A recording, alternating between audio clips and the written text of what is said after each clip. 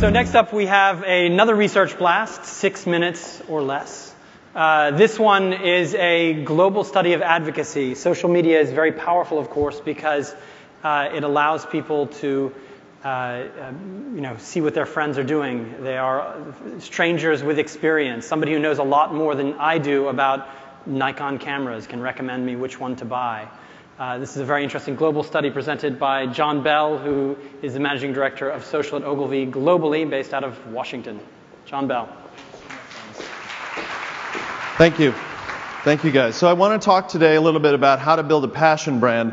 And I think that for me, the best place to start with this is a little bit of a story. So imagine, if you will, a CMO of a global hotel brand who is going through the process of getting her teams to use digital and social more adeptly in all parts of the world, but there's still something that's keeping her up at night. She still has this sense that there's something missing. Now, don't get me wrong, her business is strong, global economies notwithstanding.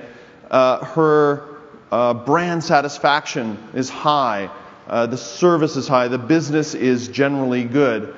But again, there's something nagging her, and it's this missing ingredient about advocacy in general. Is there enough advocacy going on, enough customers sharing about her brand out there?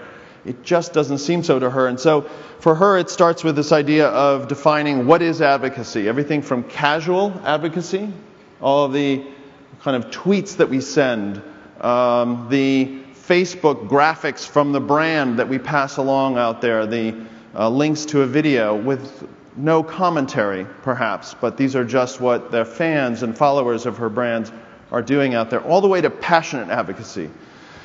And passionate advocacy, I think we've all felt it. It's a gush, it's a recommendation, it's a 4-star review. It's like, you must stay in this hotel. It's got the best experience possible. I slept the best I could all night long. Or if it's when you have a Ford owner, which I am, a Ford Fusion owner, kind of gushes that you must buy a Ford Fusion with all of its great technology in the car itself. That is passionate advocacy. And there's a world in between, obviously. So for her, the biggest challenge that she has right now is that right now she's got great brand favorability, great satisfaction scores, yet only 1 in 100 of the stays at her hotel results in someone positively commenting about that experience to their social graph. That's a gap for her. So imagine if you could get every customer you have today to gain a new customer by passionately recommending your product or service. And if imagining that every customer does that is too much, imagine if half did that. Imagine if even 10% or 20% did that. Your sales would increase by that much. And imagine if you could get there by spending less than your competitor. And a lot of us all know the research out there. By adding social media done well and advocacy into your marketing mix, it makes it more efficient, meaning that you get a stronger result for the same or less investment. So this is what she's challenged with. So we did a study in 4 markets around the world: China, Brazil, the US, and the UK. We looked at over 7 million mentions of 22 brands, trying to get at the heart of what were people sharing about, what were they actually commenting about, what were they most passionate about when they talked about brands out there in the marketplace. And I'm going to share with you, in the interest of time, 5 kind of key findings. And we'll segue into a great panel discussion to talk about that with some great brands out there who are experiencing this today. So the first thing is that advocacy can occur anywhere, and no category is too boring. The whole idea that there are kind of big, high engagement categories that dominate all of the discussion, like movies and entertainment, is just not true. When we looked at our list, hotels were high on the list. Skincare, also high on the list. Fashion, retailing, and interestingly enough, coffee. All of them with the numbers that they appeared in that kind of top 10 list, if you will. I thought that was interesting. It's also a lot rarer. I think we would all probably acknowledge this in a most honest moment. It's a lot rarer and harder to get truly passionate advocates. When we looked at all of the advocacy out there, only about 15% of it showed up on that far right side of passionate advocacy. Right? A lot of the other comments out there are neutral mentions or perhaps negative mentions overall. And when we looked in one particular data set, this is for the US, 2 brands, Kimpton Hotels in this particular slice, and Kiehl's Skincare, which is in this market, of course, those 2 crept up above the 50% line. Interestingly enough, above 2 very popular motion pictures. Films we kind of expect people to talk about and be passionate about, especially blockbusters like Avengers and The Hunger Games. Interestingly, China boasts the highest level of brand advocacy. This is volume. This is the how much folks are sharing out there, which I just thought was really quite interesting. So when you look at how they dominate in advocacy, but then you also look at passion for the 4 countries that we looked at, we actually see that in this particular case, the US had the highest incidence of really passionate discussion. So I think there's something interesting there that we need to take away as well. The largest driver of advocacy, when we looked at this across all of these markets and all of the 7 million mentions out there, was features or experience, right? Interestingly enough, it wasn't the advertising per se, all by itself. It wasn't even cost or deals.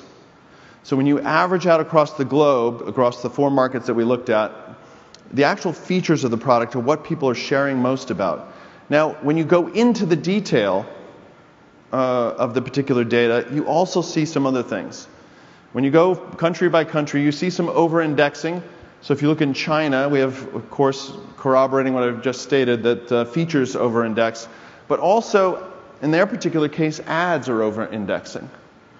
When you look in other markets, you see other topics kind of over-indexing for particular brands. Benefits are fairly high but in the United States, but they're commonly hovering around the same space.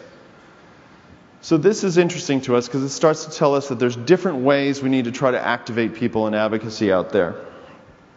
And the last point, and this gets back to our CMO of our fictitious hotel company, they have a brand advocacy gap.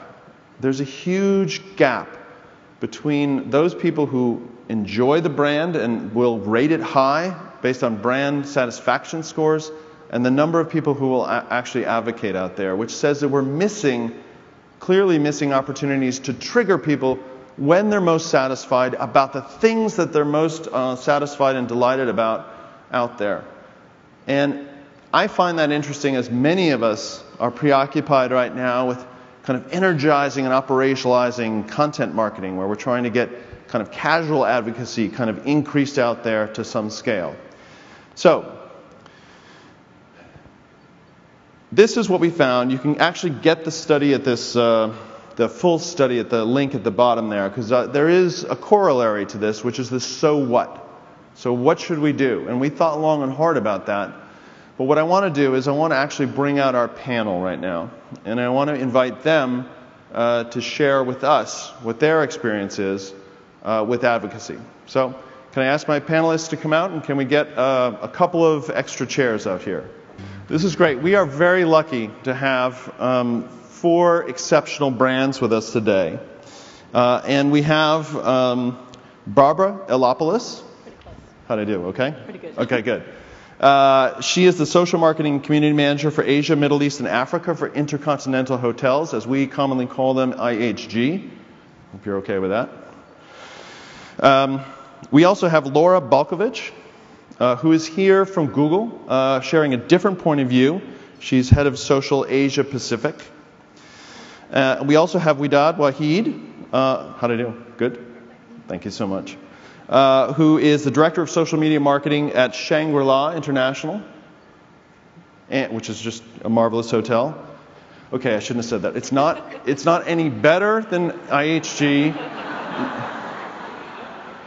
I try my best to stay away from the whole hotel thing, but I don't. And Jessie Chou, who we're extremely lucky to have here from IMAX. And Jessie is the Senior Vice President, Marketing and Theater Operations for Greater China, which is awesome. So we have a terrific group up here, all of whom are representing either brands who are pushing advocacy on their own behalf or helping brands do the same and scaling it in a certain way. So I want to start with a question. And we're going to actually start with Barbara. I think what I'd love to find out from you is, can you give me one example this year of a program or an instance where you significantly drove advocacy? And if you can, I mean, I don't know if you agree with this distinction that I'm making between casual advocacy and passionate advocacy and the world in between. But I'd love to hear if there's an example that you would give folks here. Definitely. So we introduced reviews on our own web and mobile platforms and validated by people that have actually stayed with us, because what we're finding in social and on the web in general is that people are advocating for our brands, but then they're not people that we can validate that have actually stayed with us. So we enabled that and have had 150,000 reviews in 3 months. So it's great numbers. It's not 100% as we'd like it to be, but we're definitely moving in the right direction. As well as that, we're on pretty much all social platforms. I think we're on a dozen across all of our brands and multi-platforms. So we enable and we drive that advocacy. Now, when you look at what people are sharing when they tweet out something or whatever platform they're working on, what are they saying about the hotels? What do you notice that stands out most? It depends on the brand. The guest journey for hotels is quite involved. From the moment they dream about a holiday to booking, planning, checking in, like physically checking in and then checking in on social. So it's varied. For luxury brands, it's about the experience and how our hotel brands can enable them to have the perfect stay. But yeah, for a brand like Holiday Inn, it could be feature driven. For example, breakfast and that kids stay and eat free. So I was shocked to find, well, I'm not shocked, that breakfast was the thing that stood out for Holiday Inn in the study. But apparently it's a very good breakfast. Apparently so. All right, so Widad, I want to ask you the same thing, probably in the kind of reverse order. What do people share when you listen to what they're saying out there about the Shangri-La experience? What do they share about? Mostly they share their experiences at our hotels. They definitely talk a lot about the food. They talk about food. Excellent. Okay. They share things like how wonderful the service was, and maybe surprising little things that happened to them while they were, personalized things that happened to them while they were at our hotels. Okay. And can you give us an example of something you've done this year that was designed to drive even more advocacy, either at the casual end, like in the social network space, or on the more passionate, explicit end, like you shared with product reviews, I think? For example, when we launched our hotel in Istanbul, we asked all of our fans on social networks, as well as all of our Golden Circle members, to send in welcome messages. And then we wrote those messages on little lanterns, and we floated them down the Bosphorus. And we created this amazing video. And then, so we got thousands and thousands and thousands of responses of well wishes for the opening of the hotel. And for those people who couldn't be there to actually launch the video, we seeded the video through Unruly Media, and so they were able to watch all these lanterns. And I think it was a really special experience, and it brought in, it brought social and real life together, and really got interaction from the fans. That's neat, though. So the whole notion that people could actually send in their messages, have them be part of this experience, makes them invested in it in a certain way. Yeah, that's wonderful. It increases your love for the brand when you can actually make an impact in the real world. All right, so Jessie, I want to ask you a hard question, because IMAX is a great experience. And how many people have been to an IMAX film? Just raise your hands. Okay, so you have a lot of customers here, which is great. Yet so much of the experience is attributed to the actual content, which may be a blockbuster scene in different formats in other parts of the Cineplex and so forth. What do you find that people share about most that's specific to IMAX, if at all? I think there's one thing that's the totality of the entire IMAX experience. It's the sound, it's the picture, it's the theater geometry, and of course the story content itself. And at IMAX, what we do, our ultimate goal is to make the audience feel like they're the part of the movie. Mm-hmm. And I think our new tagline, IMAX is believing, captures that sentiment. So we very often, we hear our fans constantly say, if that, blockbusters comes out, I have to watch it in IMAX. Okay, so it would also seem to me that IMAX in general was one of those things that justifies that theater experience. And we hear a lot today, certainly many of us and many of our younger brothers and sisters, I won't say children, grow up watching the latest, Avatar 2 or 3, whatever's next, on, their small device. They don't necessarily distinguish between this big, immersive theatrical experience, yet that's exactly what you offer. I mean, how does that factor into what you want people to share about? Exactly, and in China especially, probably a lot of you in this room, recognizes the Chinese people. They're very much after the status. Like whether you've watched the film in a regular theater or you watch it in IMAX. IMAX is what we call affordable luxury. Probably it's very expensive to get an LV bag, but yes, IMAX is more expensive, but it's still affordable. And through our social media platforms, what we try to do, very hard is how we, make it very relevant to the audience, make them understand what is the difference from the IMAX experience and the regular experience.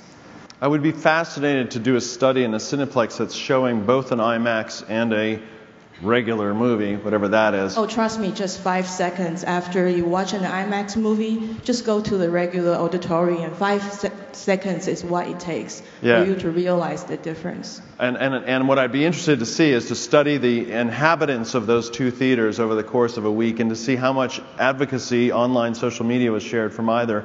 My hypothesis would be that it would be much greater from yours. So let me ask you about how Google can play a role here, and I'll give you an example. So we routinely will look into Google search for people's intention. What are they searching for in relation to a hotel stay or perhaps an entertainment experience and so forth and so on. And the specifics of that will help us guide the creation of content which inherently is more shared and social, at least on that casual side of things. So that's an example where we've been able to leverage Google. I'm just curious your point of view about Google's role in helping brands to drive probably the more passionate side of the advocacy spectrum. Yeah, well, I think you hit on a really good point. What we're trying to do with Google Plus, I think, is a little bit different than probably a lot of the other social platforms that exist, because Google has all of these other assets besides just the social platform. So I think the fact that you mentioned search is great, because social doesn't exist as like a destination and as a place. It's really a part of everything that we're doing, and Google has very much started and is continuing to add social elements into our search as kind of a starting point. But to kind of the heart of the question, which is what Google's doing to enable some of these more passionate conversations, I think the heart of Google Plus, the destination, is really about connecting people who have shared interests. And this can be in anything from like the most niche interest all the way to the most generic. Travel is definitely a big category for us, as is, of course, like movies and entertainment. But these people who have an interest that aligns closely with a brand tend to be the ones who are going to be the most passionate, the most vocal, the most likely to act on behalf of a brand. This can apply in a lot of different areas, but, if you take sports as an example, there's tons of people online who are going to be enthusiastic about running, and we have very, very passionate running interest groups on Google+. That's a natural place for like a Nike to participate in that conversation, and what Google+ is doing is giving them a platform to make that really easy. Okay, so let me push you a little bit on Google+. We're big fans and proponents in a way, and still I feel like the clarity of how to use that platform is still kind of missing for a lot of people. And I could be wrong about this. I'm just going to share from my own experience. I think a lot of folks believe that it will, from the brand side, being active and publishing in Google+ will enhance their search results in some, +1 magical way, which I'm sure it does. Yet the whole idea of managing circles and managing kind of fans or folks in the circle is not as kind of mature an idea. Is that fair, or am I not? There's many different tools that can help you manage a social campaign on Google+. Circles that you mentioned is one of them, but it's not required. So a lot of times when I meet with brands who are particularly, concerned about maybe the additional resources that it might take, or, it feels complicated compared to something that they might be more familiar with, I usually recommend just to start small. It's a very, very small resource investment to kind of repurpose things that you might be doing in another area and trying them out on a new platform. Google's product and reach across all of our different products, including YouTube and search and Gmail and all these different places, is enormous. And because of all the integrations that we're doing with Google+ in these other areas, over the long run, these are customers and potential customers that brands are going to need to reach. And so getting started now, trying it out, dipping your toe in the water is really important. And of course, we have people to help. But that said, I agree it is early days. We have a long way to go, and we have really ambitious plans. Okay. So. Good. All right, so Barbara, question. InterContinental Hotels, do you distinguish between the value of what I will call casual fans, folks who may have liked a Facebook page, with really passionate fans, the folks that stay, well, actually it's not even important that they stay often, but that they share often, that they speak out on behalf of the brand. Do you distinguish, or are they all kind of the same and valuable to you in one way? I can tell you that all of our community managers know our passionate advocates by name. We have very close relationships with them. There's not a lot of them. The majority is casual advocacy, liking, sharing. But the ones that actually do, comment about what you're and talking about their stay are very important to us. We also find that they are loyal customers as well. So the two do correlate. So to be highly engaged with a hotel brand is probably one that you've stayed at and you've had a great experience. The other thing we find for passionate advocacy is when we can surprise and delight on social channels. Right. So when someone has put something out there casually and maybe is not passionate, and we've been able to respond, surprise and delight, that usually turns them into that passionate advocacy that we all want. So listening is paramount to what we do. Right, so you can actually hear people uttering things about InterContinental out there, and then you can actually swoop in, and without creeping them out, of course, you can then give them something. I mean, so I would enjoy that, just to hint. No, I'm only kidding. All right, so without it, Shangri-La, same kind of question. Do you distinguish between casual advocacy, which I would qualify as that social network kind of engagement that we're doing, or something more intense, where you're identifying the people who are likely to share more and giving them more care and attention? Definitely.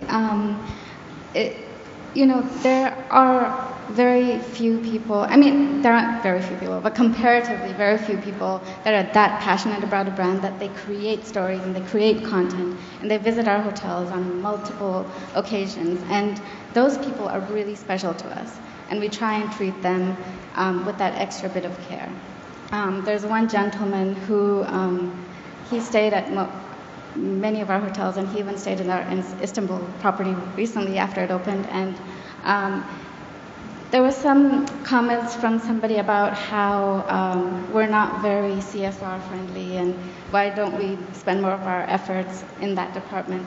And he actually, we didn't have to say anything. He came to our defense, and he was completely, and he pointed out all of our different activities, and that's the kind of passion. Right. You can't pay for it. So those people we definitely treat with extra respect and kindness and care and love. Okay, They're part of our family. You just set up the next question, and it's a China-specific question. You just said, and you can't pay for it,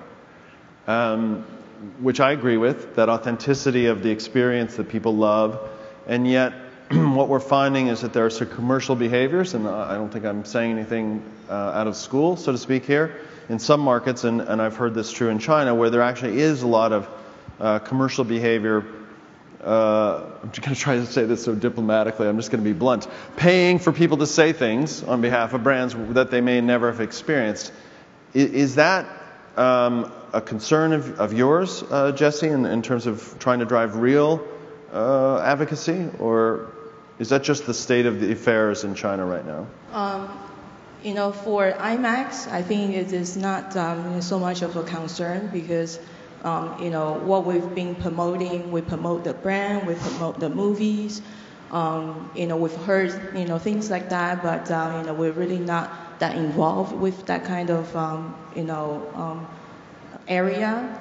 For IMAX, what we really, value the most, obviously we love our passionate fans, but also at the same time, for those casual advocacies, we try to engage them, on a routine basis because a lot of them, probably because of the financial, issues, not necessarily because they're poor, but for example, the university students, although they are casual advocates, but we try to, engage them from time to time through our social media platforms. At the same time, we do a lot of below-the-line activities. We try to go to university, to have all these different kind of forums where we bring our professionals, really to tell them, about movie technology, not just, on IMAX, but also, try to, make sure that we stay current, we make them stay current because, when they graduate from the college, probably when they become white collar, they can become IMAX passionate fans. So that's how we look at it. That is an awesome idea. I love the idea of connecting with students. I know you didn't mean it as narrow as this, but even film students, film video students who are highly kind of involved in the craft, and inviting them in some, way or something to get to know that. My son is in film school, and he would think it would be okay. I know I must have had him when I was like 12 years old, but anyhow, he would really enjoy being invited in by a kind of premium technology brand like IMAX to be part of an insiders a kind of club. Can you tell us, just to summarize in China, what social platforms the brand is active on?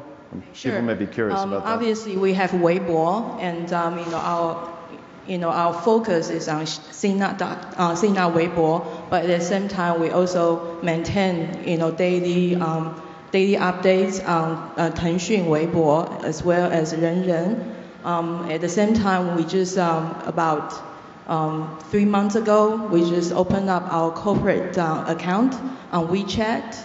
I think we were the only, the early ones, at least in the film entertainment industry, that have a corporate account, and it's very active because while we try to have, a broad, message out there through our Weibo accounts, but at the same time, we like to have those, personal, tailor-made.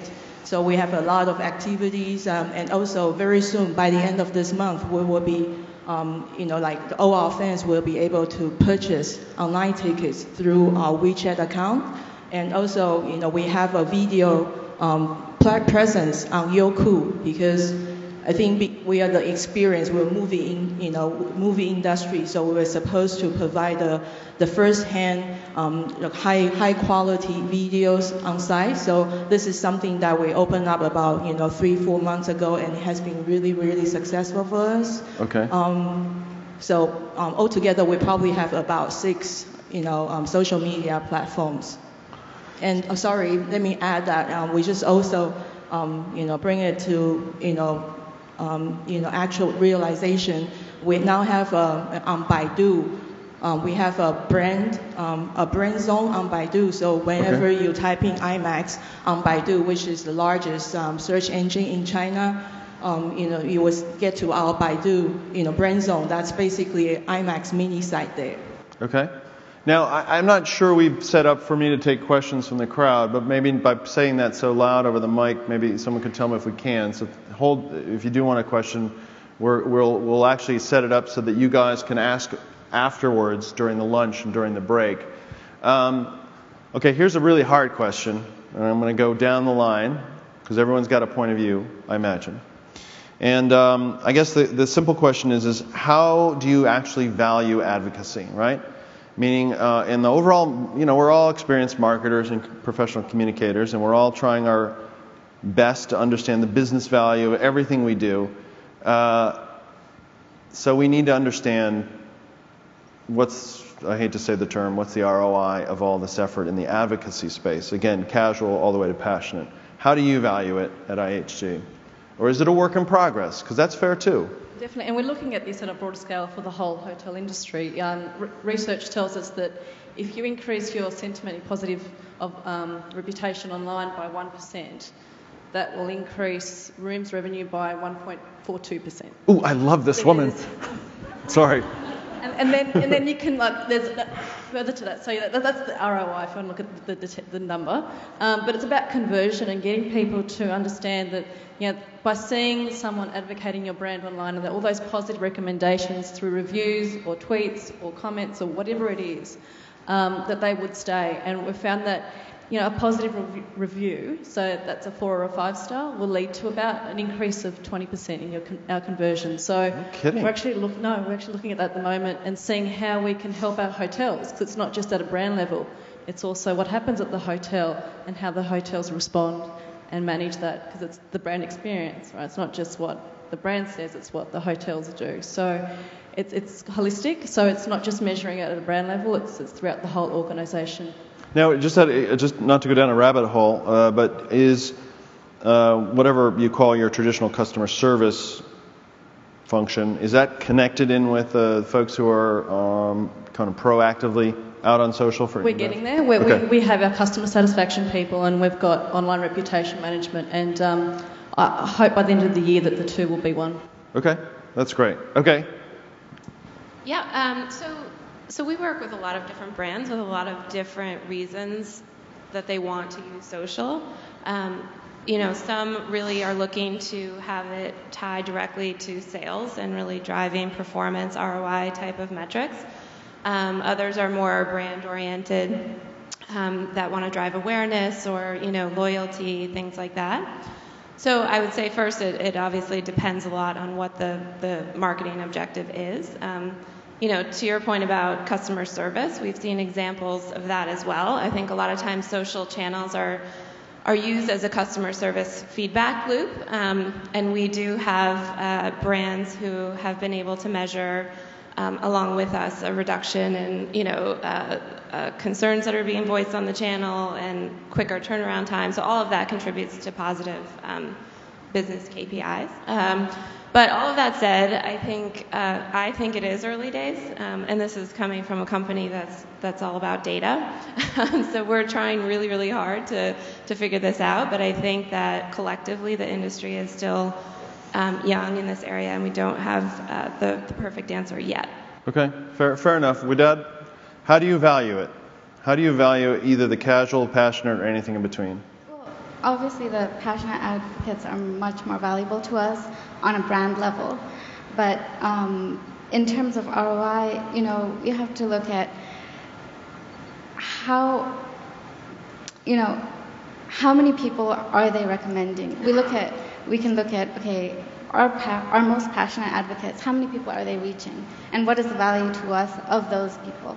So, you know, directly tying it to revenue, I think it's in progress. A work in progress. A work in progress. Okay. But when it comes to things like, you know, customer service and reducing customer service costs, I think that's also something that you have to look at.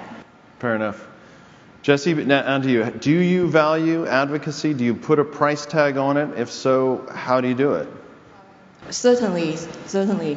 But at the same time, you know, we also rely on our media partners. You know, for example, Sina, QQ, Baidu, all these different media partners to provide us with data, you know, statistics to help us to recognize, you know, how valuable, you know, this specific, for example, social media activity has been, you know, been for us and has brought the business to us. I think that's, you know, for IMAX, that's also, you know, a work in progress. All right. Well, look, this is great. This idea of passion and advocacy is something I'd like to talk about and continue on the discussion outside these rooms. We've been lucky to hear from 4 brands who are deep into this. I would actually ask you all, go see an IMAX movie, stay in a Shangri-La and an InterContinental Hotel. You work that out. That's not my problem. And, yeah, of course, we'll continue to make Google at the center of our lives. And for anyone who wants more information about the study, you're lucky because Irfan Kamal from my team, who actually spearheaded that and deserves a nod, is here with us today. So, look, thank you guys very much, and we'll head off to what's next. Thank you.